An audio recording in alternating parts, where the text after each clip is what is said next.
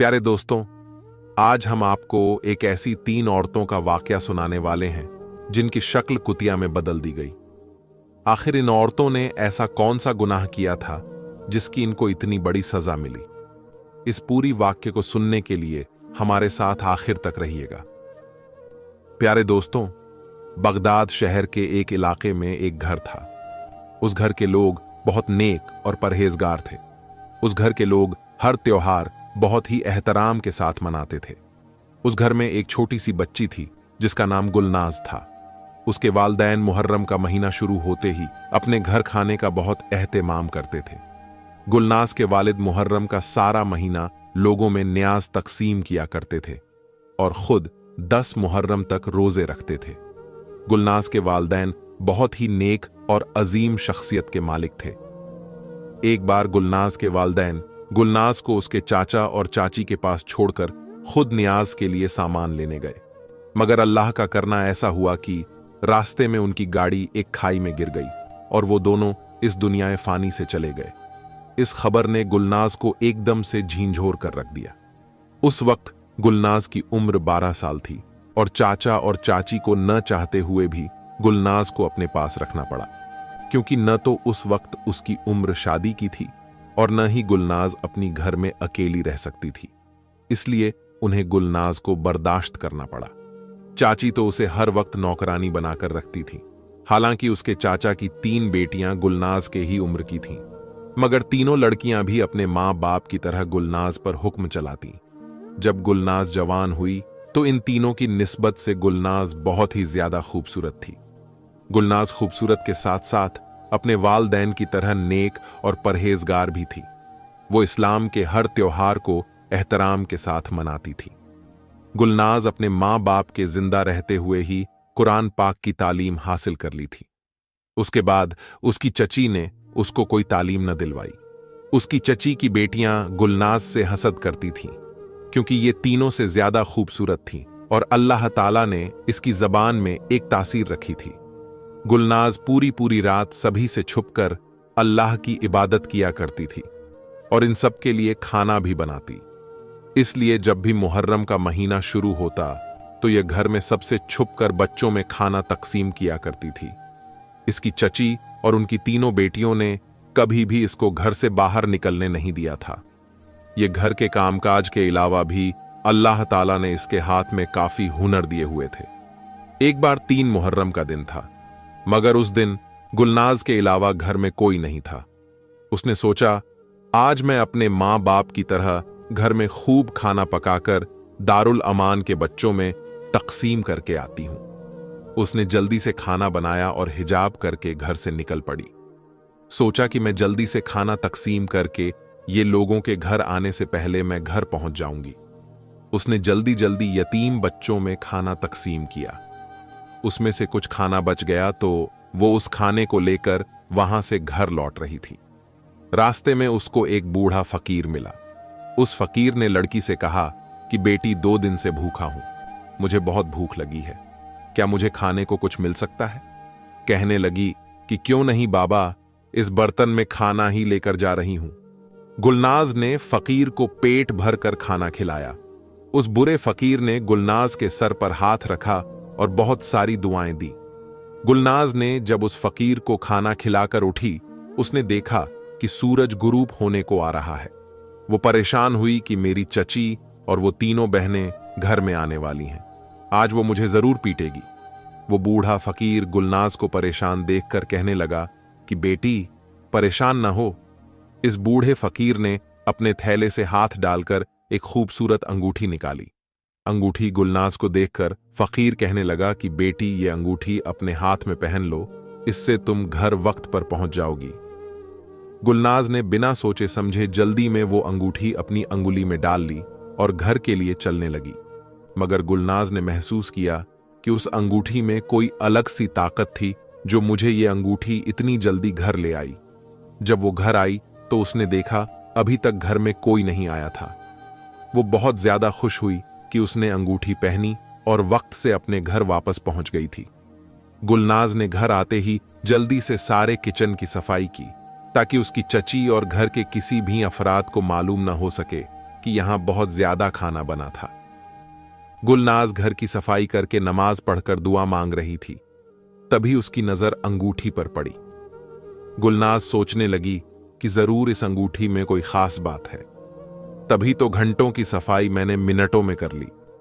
जब घर में तीनों बहनें और चाची आई तो घर को सभी लोग साफ देखकर हैरान थीं। आज तो घर की सफाई अलग सी हुई थी, तभी घर इतना चमक रहा था। इन तीनों बहनों ने घर में जानबूझकर कचरे डाल दिया और फिर तीनों तंजियां मुस्कुराने लगी। उसकी चाची ने जब घर में यूं कचरा पड़ा देखा तो वो उसी वक्त गुस्से से गुलनाज के पास गई। उस वक्त गुलनाज नमाज पढ़ रही थी। पीछे से उसकी चाची ने डंडे के साथ उसको मारना शुरू कर दिया और उसको पीटने लगी और गुस्से से कहने लगी, तुम हमारे पीछे सारा दिन क्या करती रहती हो जो पूरा घर बिखरा पड़ा है। गुलनाज ने घर को देखा तो हैरान रह गई और सोचने लगी, घर तो वाकई ही काफी बिखर चुका था। बेचारी फिर से सफाई करने लगी। घर की सफाई करने के बाद वो वजू करने लगी। तभी सबसे छोटी बहन गुलनाज के पास आई और कहने लगी कि ये कपड़ा पकड़ो, मेरा ड्रेस सिलाई करो। सुबह तक ये मुकम्मल सिलाई होना चाहिए। सुबह मेरी सहेली की शादी है और मुझे यही ड्रेस पहनकर जाना है। इस ड्रेस को तुम्हें खूबसूरत सिलाई करना पड़ेगा। अगर मेरा ड्रेस ठीक सिलाई न हुआ तो मैं मां से कह दूंगी और आगे जो होगा तुम अच्छे से जानती हो। गुलनाज प्यार से कहने लगी कि देखो छोटी बहना, ये तो सिर्फ सादा सा कपड़ा है। इतने कम वक्त में इसको खूबसूरत सिलाई करने के लिए कुछ चीजों की जरूरत होती है जो इस वक्त घर में मौजूद नहीं। उसकी छोटी बहन कहने लगी कि ये तुम्हारा सरदर्द है, मेरा नहीं। ये कहकर वो वहां से चली गई। उसकी छोटी बहन ने जाकर सारी बात अपनी मां और बहन को बताई। चचा तो काम के सिलसिले में ज्यादातर बाहर रहते थे और उसकी चची और तीनों बहनें मिलकर गुलनाज पर काफी जुल्म करती थीं और वो बेचारी चुपचाप उनके जुल्म सह रही थी। दूसरी तरफ गुलनाज जान बचाकर रो रही थी। अल्लाह ताला से कह रही थी कि या अल्लाह, मैं इनकी हर बात मानती हूं, हर काम करके देती हूं, फिर भी मुझसे खुश क्यों नहीं होती। दुआ मांगने के बाद गुलनाज घुटनों में सर देकर रो रही थी और कह रही थी कि अल्लाह, अगर आज मेरे वालदैन जिंदा होते तो मुझे बहुत ज्यादा मोहब्बत करते। वो आंखें बंद किए रो रही थीं कि उसको एकदम से ख्याल आया। बूढ़े फकीर ने मुझसे कहा था कि बेटी, अगर तुम्हें परेशानी हो, कोई मुश्किल पेश आए तो इस अंगूठी को पहन लेना। उसको पहनने से तुम्हारी परेशानी दूर हो जाएगी और देखना अल्लाह ताला तुम्हारी चाची और सारी बहनों को एक दिन जरूर सबक सिखाएगा। गुलनाज ने जल्दी से अंगूठी निकाली और उस अंगूठी को बड़े गौर से देखकर कहने लगी, अंगूठी, क्या तुम मेरी मदद कर सकती हो? फिर अल्लाह की तरफ से उस अंगूठी से आवाज आई, मैं कोई आम अंगूठी नहीं हूं और न ही मैं किसी आम इंसान के पास रह सकती हूं।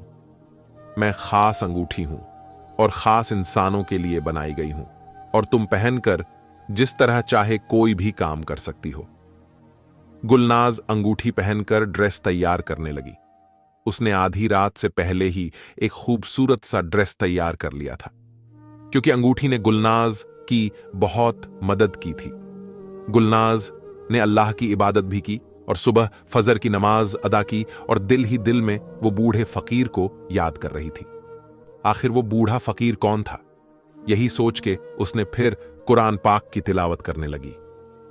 वो सभी मां बेटी यहां बहुत खुश थी। आज गुलनाज से ड्रेस तैयार नहीं होगी और वो तीनों मिलकर उसको जुल्म का निशाना बनाएंगी। वो चारों महारानियों की तरह उठी और गुलनाज से ड्रेस का पूछने लगी तो गुलनाज ने ड्रेस की तरफ इशारा किया और खुद कुरान पाक की तिलावत में मसरूफ हो गई। वो चारों ड्रेस को देखकर हैरान रह गई कि इतने कम वक्त में इतना खूबसूरत ड्रेस उसने आखिर कैसे तैयार किया। ये ड्रेस तो बिल्कुल शहजादियों के ड्रेस की तरह था। बड़ी बहन कहने लगी कि जरूर इसके पास कोई जादू है, तभी ये हर काम मिनटों में कर देती है। दूसरी बहनें भी उसकी हां में हां मिलाने लगी। वो चारों लड़कियां तैयार होकर सहेली की शादी पर जाने लगी तो उसकी चाची ने कहा कि आज तुम हमारे आने से पहले इस बड़े पेड़ की लकड़ी काटकर जमा कर देना। उसकी चची ने जानबूझकर उसको 10 मर्दों के करने वाला काम बताया था।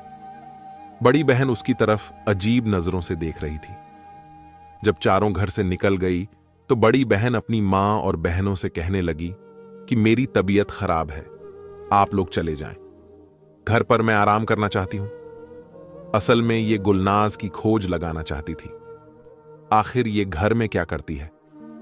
पहले तो ये रोज हम लोगों से मार खाती थी, अब तो ये हमें किसी शिकायत का मौका नहीं देती। आखिर ये सारे काम खुद कैसे कम वक्त में कर लेती है। अब ये बड़ी बहन घर के पिछले हिस्से में खड़ी रही ताकि ये गुलनाज को बाहर निकलते देखें।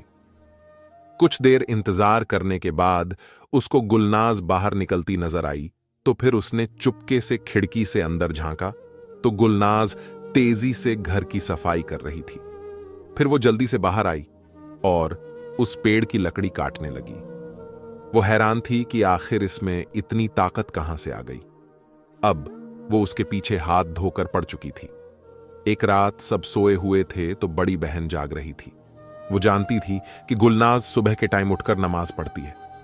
गुलनाज उठी और वजू किया और नमाज पढ़ी, फिर कुरान पाक की तिलावत करने लगी।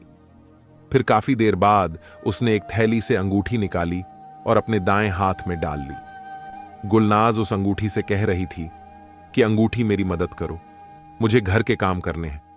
आज दारुल अमान के बच्चों के लिए खाना बनाना है। वो जल्दी से खाना बनाने लगी और इतने कम वक्त में बहुत सा खाना भी बन गया। बड़ी बहन ये मंजर देख रही थी। वो कहने लगी कि अच्छा, मैं समझ गई, इसलिए ये हमें किसी शिकायत का मौका नहीं देती। ये अंगूठी ही इसकी मदद करती है। वो गुस्से से अपनी मां और बहनों को सब कुछ बताने लगी। दोपहर में गुलनाज ने बहुत सारा खाना बनाया। गुलनाज अपनी चाची और बहनों को कहने लगी कि आइए खाना खा लीजिए। इसकी बड़ी बहन कहने लगी कि तुम झूठ ना बोलो, तुमने आज सारा खाना बनाया है। तो कहने लगी कि जी हां, मैं तो रोज ही सबके लिए खाना बनाती हूं। आज तो मैंने आप सबके लिए अलग अलग खाना बनाया है। जो चीज आपको पसंद है खाने में, मैंने सबके लिए बनाया है।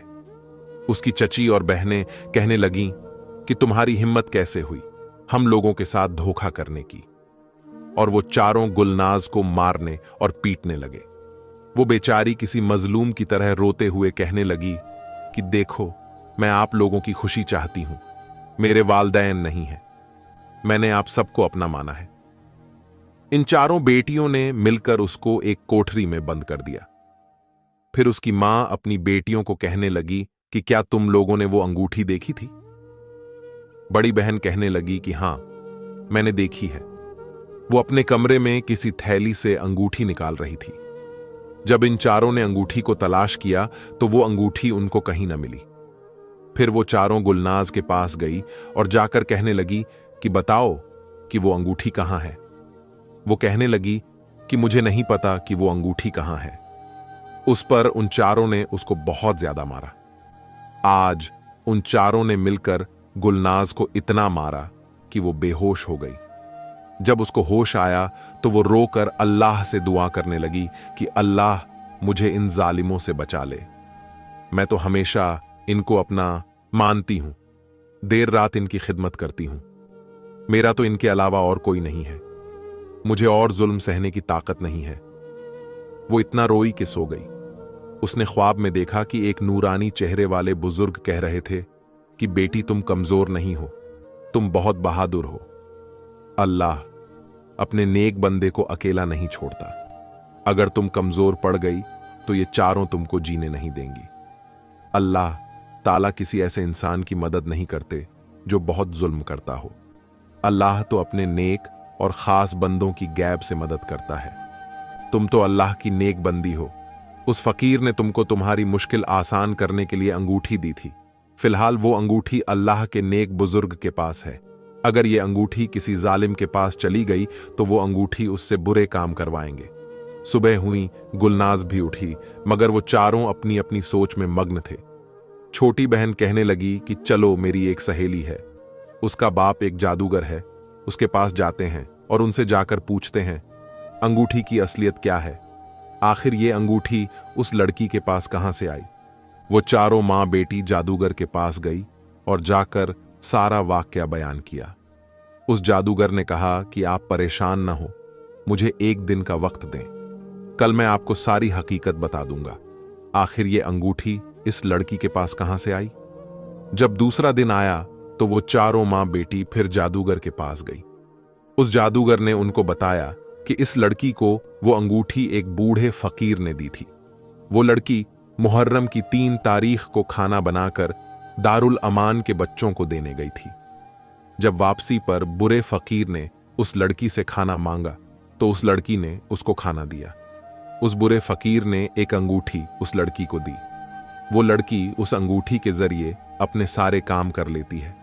वो चारों कहने लगी कि हमें वो अंगूठी चाहिए, वो कहां से मिलेगी?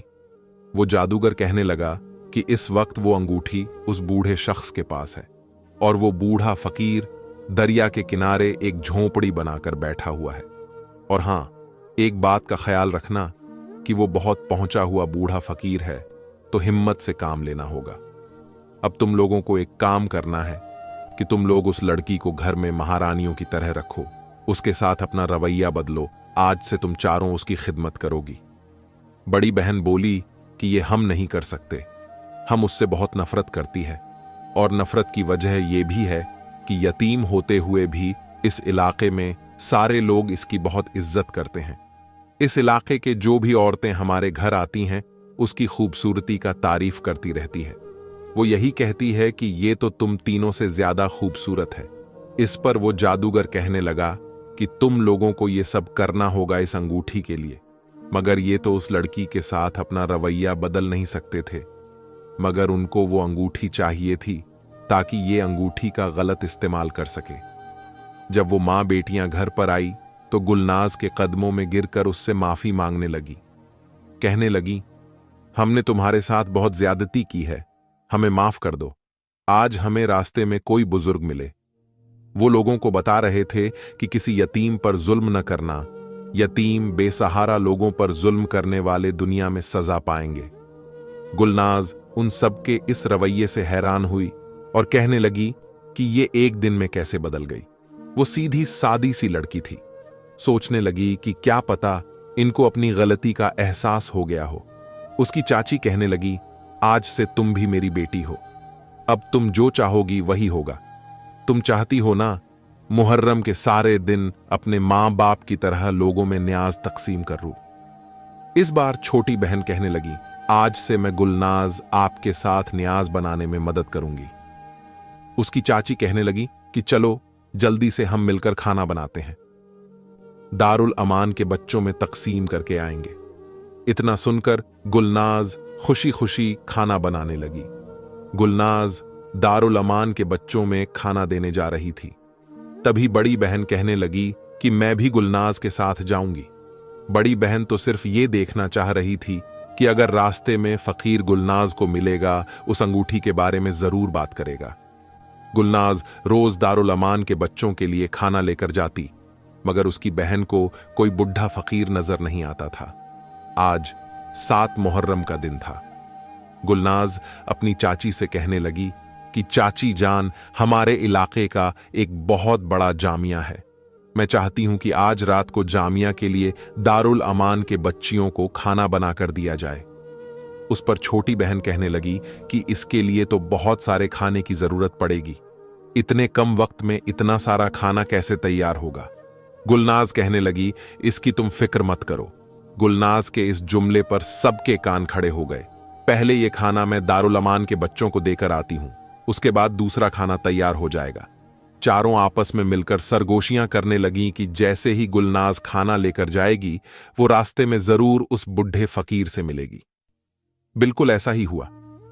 गुलनाज बच्चों के लिए न्याज लेकर गई तो चारों मां बेटियां चुपके से उसके पीछे आने लगी। जब वो खाना देकर वापस आई तो दरिया के किनारे खड़े होकर कहने लगी कि अल्लाह के नेक बुजुर्ग, आज आप मेरी मदद कर सकते हैं।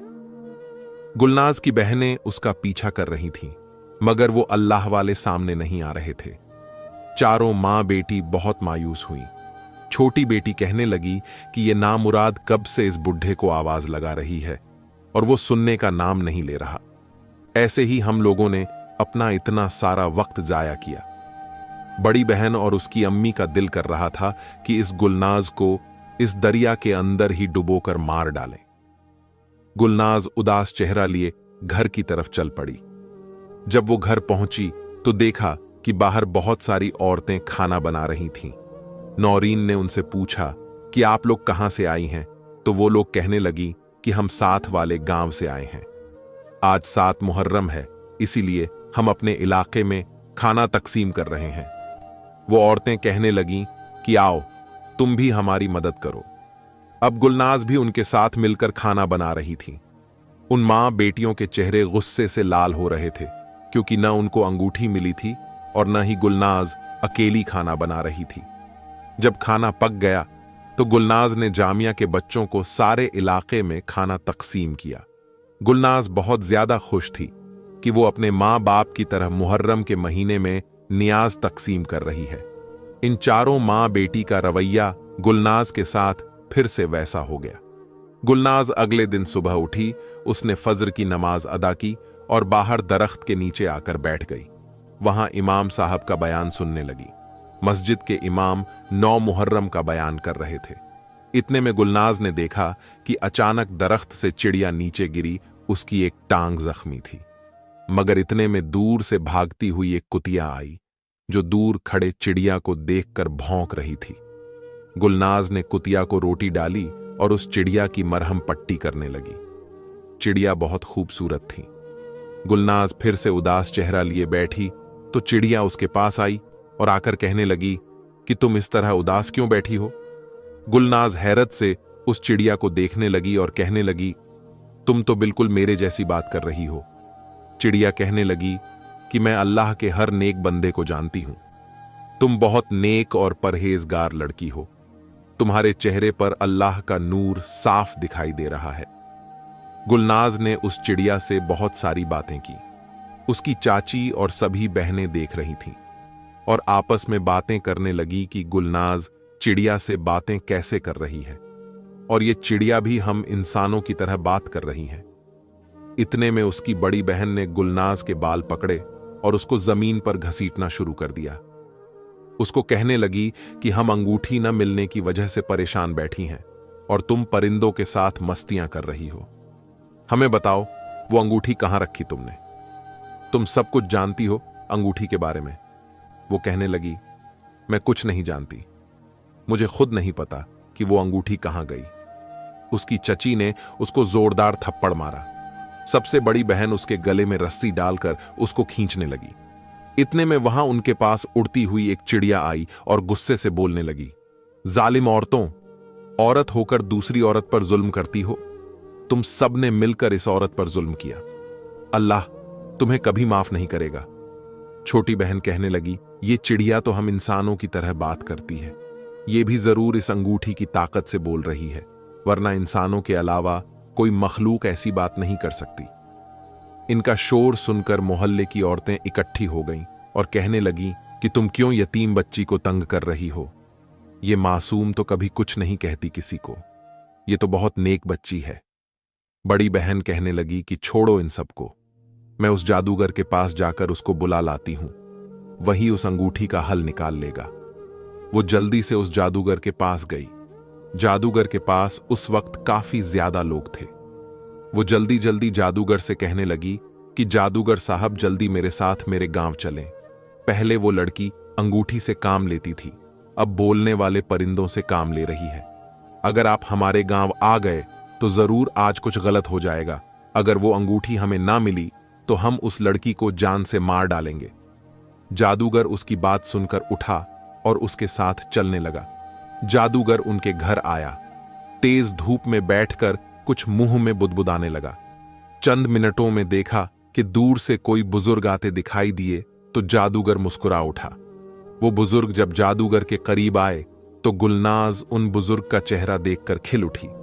काफी दिन से बुजुर्ग की तलाश में थी। आज उनका बुजुर्ग का चेहरा काफी नूरानी लग रहा था। उन अल्लाह वाले बुजुर्ग को पहली बार फकीर की हालत में देखा था। जादूगर अल्लाह वाले बुजुर्ग के साथ काफी बदतमीजी से बात कर रहा था।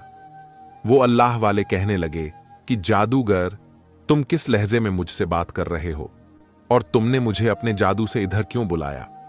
वो जादूगर कहने लगा, तुमने इन चारों बेटियों को बहुत परेशान कर रखा है। अब ज्यादा बहस न करो, चलो वो जादुई अंगूठी इन लड़कियों के हवाले कर दो, वरना मैं अपने जादू से वो अंगूठी तुमसे छीन लूंगा। वो अल्लाह वाले कहने लगे, हम कोई गलत काम नहीं कर सकते। वो अंगूठी तो इस लड़की को तोहफे में दी गई थी, जो दिन रात आप लोगों की खिदमत करती थी और अपने मां बाप के नेक काम को आगे फैला रही थी। आज उस लड़की की वजह से गांव में यतीम बच्चे भूखे नहीं सोते। दारुल आमान के बच्चे इस लड़की के लिए दुआएं करते हैं, क्योंकि ये लड़की मुहर्रम के महीने में लोगों में खाना तकसीम करती है। उस लड़की का मकसद नेक है। शैतानी अमल करने वालों को ऐसी पाक चीजें नहीं दी जाती।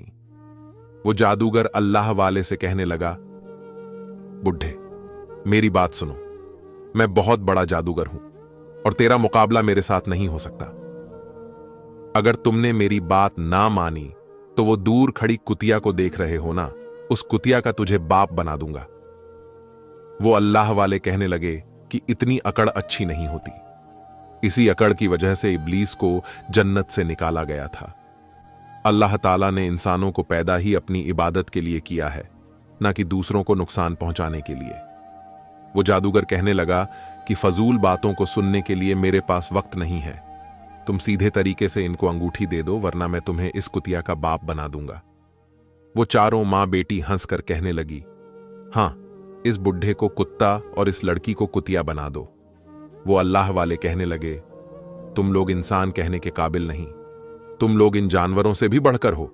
अल्लाह ताला ने इंसान को अशरफुल मखलूक बनाया और तुम लोग इस मखलूक के साथ रहने के काबिल नहीं। तुम जानवरों की मखलूक बनाने से पहले अपने पांव के बल देखो। वो जादूगर और चारों मां बेटी उस पांव की तरफ देखने लगी तो उसी वक्त अल्लाह वाले ने दुआ की और वो मां और बेटी जादूगर समेत कुतिया की शक्ल में बदल चुके थे। अल्लाह ताला ने उन पांचों को 9 मुहर्रम को कुत्तों की मखलूक में बदल दिया था। फिर वो अल्लाह वाले उस लड़की को अपने पास ले आए और उसके सर पर हाथ रखकर कहने लगे कि बेटी, अब तुम 10 मुहर्रम को खुले दिल से लोगों में न्याज तकसीम करना।